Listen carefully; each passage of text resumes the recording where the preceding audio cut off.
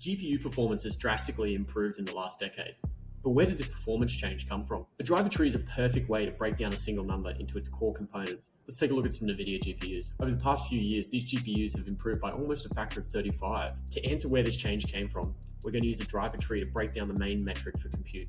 First off, we're going to break it down into its two main components: power and compute per unit of power. Breaking it down like this shows that although we've made GPUs more powerful, most of the performance change has come from increasing the compute per unit of power. Compute per unit of power has increased by a factor of 19 in the same time. The power has only doubled. Now, what if we go one layer deeper and break down the compute per unit of power into its core components? And here we can start to really see what has driven the performance change over time. We can see here that the GPUs now perform a lot more compute per clock cycle and have many more cores than their earlier versions. A driver tree like this can be an incredibly useful way to both break down and visualize the changes over time for a single metric.